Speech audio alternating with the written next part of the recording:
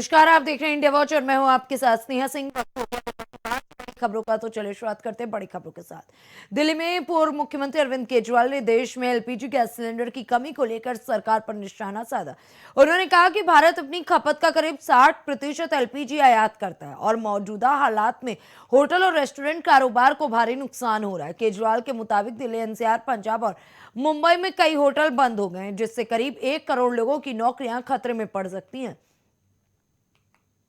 इसका सबसे ज्यादा खामियाजा इस वक्त इमीडिएटली रेस्टोरेंट्स और होटल बर्दाश्त कर रहे हैं। सरकार ने आदेश जारी किया है कि रेस्टोरेंट और होटल्स को एलपीजी गैस मुहैया नहीं कराई जाएगी। रेस्टोरेंट्स एंड होटल्स एलपीजी की स्टॉक नहीं रख सकते, वो उसको स्टोर करके नहीं रख सकते क्योंकि सेफ्टी कंसर्न्स होते हैं। तो जितने एलपीजी सिलेंडर उनको रोज चाहिए होते हैं उतने डेली की डेली उनको सप्लाई की जाती है। तो अब एकदम से अगर एलपीजी बंद हो गई तो उनके पास तो 2 दिन का भी स्टॉक नहीं है, 1 दिन का भी स्टॉक नहीं है। इसकी वजह से अब मुंबई में 20% होटल और रेस्टोरेंट बंद हो चुके हैं और लगभग अगले 2 दिन के अंदर 50% रेस्टोरेंट और होटल बंद होने जा रहे हैं। तमिलनाडु में लगभग 10,000 होटल और रेस्टोरेंट्स बंद होने की कगार पे हैं।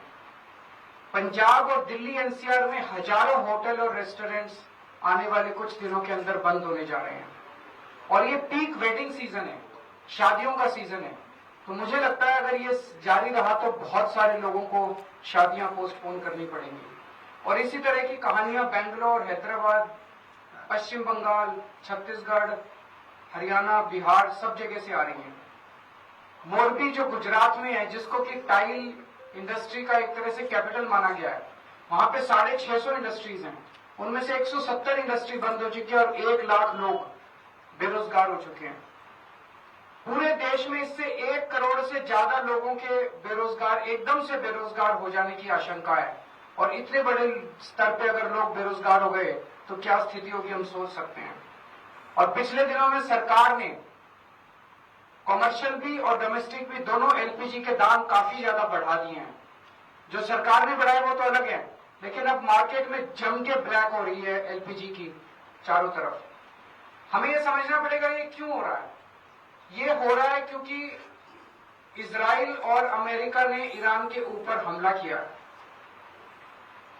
स्ट्रेट ऑफ हॉर्मुज जो है वहां से दुनिया का काफी ज्यादा तेल और गैस जो है उसका आवागमन होता है। ईरान ने स्ट्रेट ऑफ हॉर्मुज पे कब्जा किया हुआ है और ईरान ने कहा है कि जो उनके फ्रेंडली देश हैं केवल उन्हीं को वहां से अपनी शिप्स ले जाने लाने का अधिकार होगा। तो जैसे रशिया, चाइना, केवल उनके शिप्स को अलाउ किया जा रहा है। देश में एलपीजी की कथित कमी को लेकर कांग्रेस नेता सुप्रिया ने केंद्र सरकार पर तीखा हमला बोला। उन्होंने सवाल उठाते हुए कहा कि अगर सरकार के पास तेल और गैस का पर्याप्त भंडार था तो एसेंशियल कमोडिटीज एक्ट लागू करने की जरूरत क्यों पड़ी। सुप्रिया ने आरोप लगाया कि कई शहरों में कॉमर्शियल एलपीजी की कमी से होटल और रेस्टोरेंट प्रभावित हो रहे हैं और लोगों को परेशानियों का सामना भी करना पड़ रहा है। 5 साल पहले कोरोना महामारी में मोदी सरकार की नाकामी की वजह से जिस तरह का कुप्रबंधन दिखा था, जिस तरह से देश के कोने कोनों से झकझोर देने वाली, रूह कांपने वाली भयावह तस्वीरें सामने आई थी, आज ना चाहते हुए भी बार बार उस मंजर की याद आ रही है। असल में तो जो युद्ध है वो वेस्ट एशिया मतलब खाड़ी के देशों में चल रहा है, लेकिन उसका सबसे बुरा खामियाजा इस देश की जनता को भुगतना पड़ रहा है। जो सरकार कह रही थी कि हमारी पर्याप्त तैयारी है, हम पूरी तरह से तैयार हैं, उसी सरकार ने अब एसेंशियल कमोडिटीज एक्ट लागू कर दिया है। अभी 10 दिन पहले तक ढिंढोरा पीट रहे थे कि हमारे पास पर्याप्त तेल और गैस है, तो फिर ऐसा क्या हुआ कि ईसीए लगाने की जरूरत आ पड़ गई।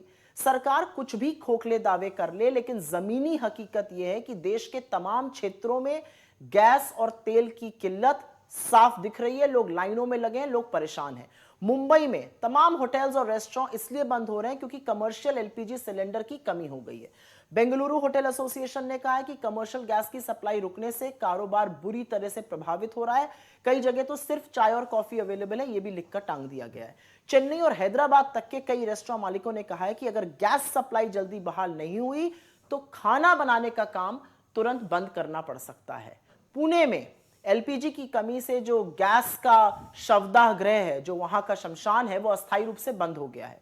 गुजरात में जो एनर्जी बेस्ड इंडस्ट्री है उसको बंद करना पड़ा है, हजारों लोग बेरोजगार हो रहे हैं। यहां तक कि महाराष्ट्र के कुछ इलाकों से पेट्रोल डीजल के लिए लंबी लंबी लाइनें लगी तस्वीरें सामने आ रही हैं और ये भयावह हैं। और ये पुख्ता खबर है कि जो तेल कंपनीज हैं, आईओसी, बीपीसीएल, एचपीसीएल, इस तरह की जो कंपनीज उन्होंने राशनिंग की है, वो डीलर्स और गैस एजेंसियों को गैस नहीं दे पा रहे हैं। तमाम ऐसे लोग हैं जिन्होंने 10 दिन पहले गैस बुक करी थी, उन्हें अभी भी गैस की डिलीवरी नहीं मिली है। लोग किल्लत की आशंका से वास्तव में चिंतित और परेशान है, क्योंकि उन्होंने पहले ये भुगता हुआ है। जो सरकार बार बार कह रही थी हम किसी भी संकट से निपटने को तैयार हैं, उस सरकार का इस किल्लत से निपटने का क्या प्लान है? क्योंकि विपक्ष को गाली देने से या नेहरू जी को कोसने से इस बार काम नहीं चलेगा। संकट की इस घड़ी में एप्स्टीन के महामित्र हरदीप पुरी किस बिल में छुप गए? क्योंकि वो देश के पेट्रोलियम मंत्री भी हैं, वो कहीं दिखाई नहीं दे रहे हैं। एप्स्टीन का जो गैंग इस सरकार में भरा पड़ा है, वो किस बिल में दुबक कर बैठा है? सरकार कह रही थी हमारे पास 75 दिन का इमरजेंसी स्टॉक है, सरकार के मंत्री कहते हैं हमारे पास सिर्फ 25 दिन का स्टॉक है। भाई सच क्या है? कौन सच कह रहा है, कौन झूठ कह रहा है, ये भगवान ही जानता है। एक आंकड़ा समझिए, इंडिया की जो डिपेंडेंस है क्रूड ऑयल पे, जो हम इंपोर्ट करते हैं, वो 2014 में 77.6% थी, 2026 में 88.6% हो गई। जो annual crude oil production India में था वो 2014 में 37.8 मिलियन मेट्रिक टन था, जो अब घटकर 28 मिलियन मेट्रिक टन हो गया। मतलब डिपेंडेंस क्रूड। तिरुचिरापल्ली में केंद्रीय मंत्री और तमिलनाडु चुनाव प्रभारी पीयूष गोयल ने बड़ा बयान दिया। उन्होंने कहा कि उन्हें पूरा भरोसा है कि आने वाले चुनाव में नेशनल डेमोक्रेटिक अलायंस तमिलनाडु में सरकार बनाएगी। पीयूष गोयल ने आरोप लगाया कि द्रविड़ मुन्नेत्रा चुनाव हारने के डर से पहले ही घबराए हुए हैं और एम.के. स्टैलियन के परिवार में अंदरूनी मतभेद चल रहा है। Anxiously waiting for Prime Minister Narendra Modi ji. We are waiting for his arrival in Trichy. He will be announcing new projects worth 6,500 crores for Tamil Nadu, for the people of Tamil Nadu. We are confident that the NDA will form the next government in Tamil Nadu. The NDA will defeat the anti-Tamil culture, anti-Tamil people, anti-women government of Stalin and Udayanidhi Stalin, and give good government on the lines of Jayalalithaji's government. We are a family. We work like a family. When the seats are decided in the room, we will come out and announce to you. Today we were discussing the success of Prime Minister Modi's first two meetings and how today's big public meeting will send shockwaves to DMK government. The DMK is already scared of losing this election. The DMK has fight within the family. There is a fight between sister and brother. There is a fight between son and auntie. There is a fight between... Chandigarh में कांग्रेस नेता सुखपाल सिंह खैरा ने अपने बयान को लेकर उठे विवाद पर प्रतिक्रिया दे दी है। खैरा ने कहा कि बिना दोनों पक्षों को सुने किसी भी मामले में फैसला कैसे दिया जा सकता है। उन्होंने बताया कि जब वो विधानसभा पहुंचे तो उनकी अपील या स्पष्टीकरण किसी ने नहीं सुना। खैरा ने यह भी कहा कि महिला दिवस पर मुख्यमंत्री द्वारा की गई कथित आपत्तिजनक टिप्पणी पर कोई सवाल क्यों नहीं उठाया जा रहा।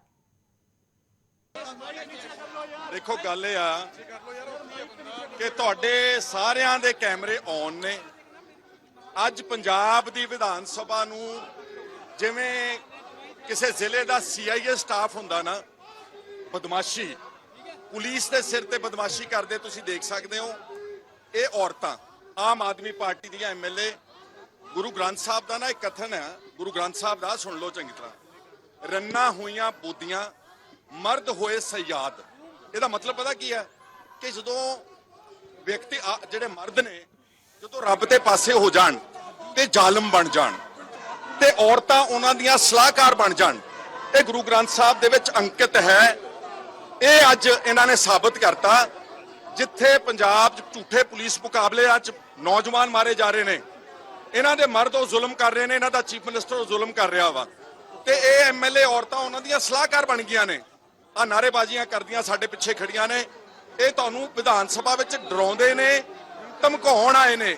ਔਰ ਸਭ ਤੋਂ ਜਿਹੜੀ ਵੱਡੀ ਗੱਲ ਲੀਡਰ ਆਫ ਆਪੋਜੀਸ਼ਨ ਨੇ ਕਹੀ ਕਿ ਸਪੀਕਰ ਨੇ ਸੱਦਿਆ, ਇਹਦੇ ਨਾਲ ਵਾਅਦਾ ਕੀਤਾ ਕਿ ਖਹਿਰਾ ਸਾਹਿਬ ਨੂੰ ਇੱਕ ਵਾਰ ਅੰਦਰ ਲੈ ਆਓ, ਮੈਂ ਉਹਨਾਂ ਨੂੰ ਬੋਲਣ ਦਾ ਮੌਕਾ ਦਊਂਗਾ। ਕਦੀ ਕੋਈ ਇਲਜ਼ਾਮਬਾਜ਼ੀ, ਕੋਈ ਫੈਸਲਾ ਅਦਾਲਤ ਦਾ ਬਿਨਾਂ ਸੁਣੇ ਕੀਤਾ ਜਾ ਸਕਦਾ? ਸਪੀਕਰ ਨੇ ਕੱਲ ਮਤਾ ਪਾਸ ਕਰਤਾ ਮੈਨੂੰ ਬਗੈਰ ਸੁਣੇ, ਫਿਰ ਕੱਲ ਚੀਮਾ ਕਹਿੰਦਾ ਰਿਹਾ ਕੱਲ ਖਹਿਰੇ ਨੂੰ ਜ਼ਰੂਰ ਲੈ ਕੇ ਆਇਓ।